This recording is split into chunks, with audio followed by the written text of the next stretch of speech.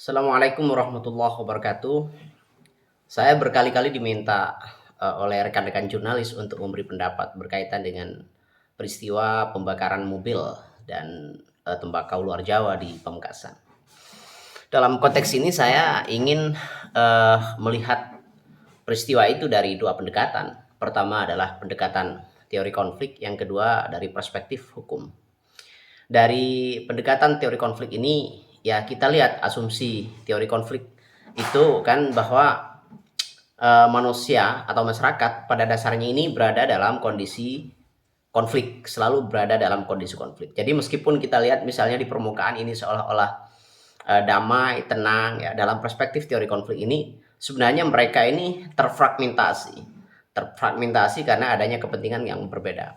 Nah, teori konflik ini memang berseberangan dengan teori fungsionalisme struktural. Makanya ini dalam teori konflik juga bisa disebut ada teori fungsionalisme konflik. Nah, dalam konteks itu kita lihat terjadinya pembakaran tembakau dan berikut juga mobilnya, mobil truknya. Kita harus melihat sebenarnya tembakau ini milik siapa. Kalau ini dari Jawa misalnya ya, milik dari Jawa, dari Bojonegoro ya. Kemudian tujuannya kemana? Ada informasi ini tujuannya ke Pedi, yang kemudian ke KPD Sumeneb, yang kemudian akan disuplai ke Pamekasan. Nah, kita lihat ini sebenarnya konflik tidak terjadi antara sesama pengusaha atau tidak terjadi antara sesama orang yang berkepentingan. Yang berkepentingan itu maksudnya siapa penjual, siapa pembeli di sini. Ini konflik terjadi justru antara orang yang tidak berkepentingan, ya, yang mereka merasa dirugikan akibat dari kepentingan dua orang itu gitu. Nah, karena dalam situasi itu barangkali pelaku pembakaran ini melihat kok tidak ada sikap yang tegas terhadap peristiwa seperti ini yang terus-menerus berulang gitu. Misalnya begitu ya. Ketika sudah dilihat tidak ada tindakan tegas, maka terjadilah tindakan main hakim sendiri.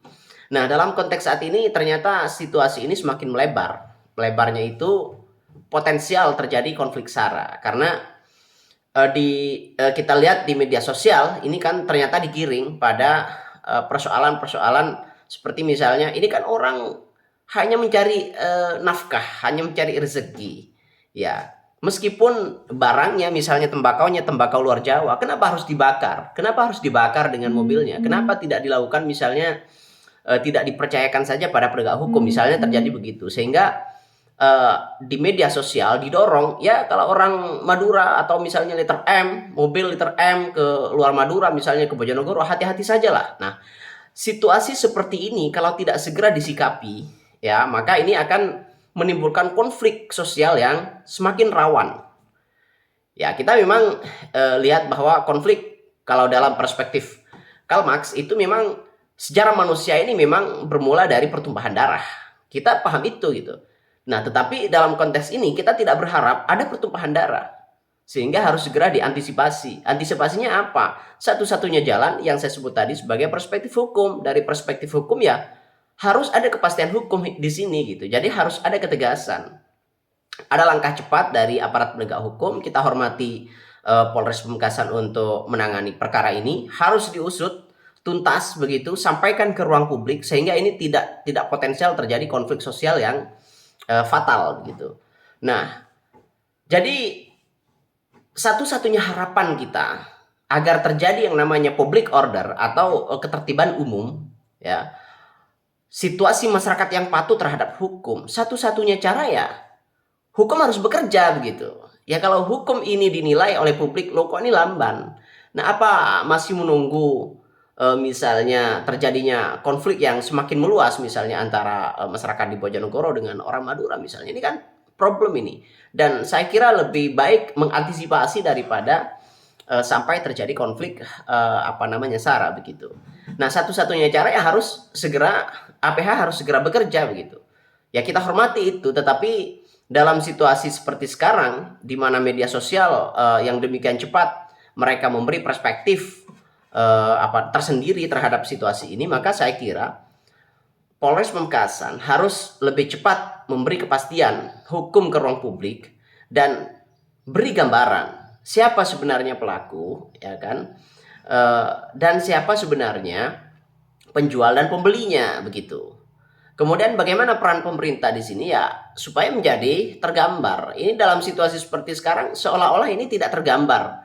Ini sebenarnya siapa tersangkanya, siapa pelakunya, apa tujuannya, kenapa mereka begitu siap untuk melakukan tindakan itu seolah-olah sudah ada yang mempersiapkan. Apakah ini by design atau tidak? Nah, ini kan satu-satunya yang bisa mengungkap itu ya penyidik begitu. Makanya hukum itu adalah solusi gitu terjadi apa namanya terhadap peristiwa ini. Jadi kita lihat saja, ini akan sangat gamblang nanti hasil apa namanya temuan dari polisi begitu ya. Kita beri mereka apa namanya waktu, tetapi kita berharap ini lebih cepat tergambar ke ruang publik sehingga tidak apa namanya tidak liar begitu opini yang berkembang dan tidak meluas pada potensi konflik SARA gitu. Jadi ini harus sekali lagi ini harus diperjelas, dipercepat, kemudian diusut tuntas sehingga publik baik masyarakat di Madura maupun di luar Madura itu memperoleh gambaran sebenarnya siapa pelaku, siapa penjual dan pembeli begitu,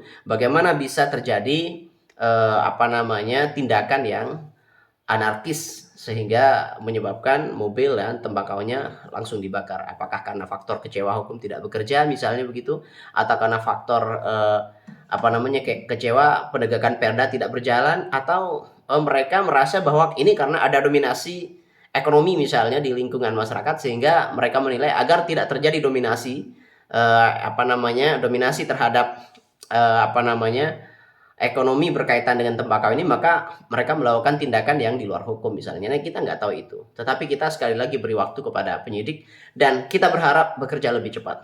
Kita dukung Polri. Assalamualaikum warahmatullahi wabarakatuh.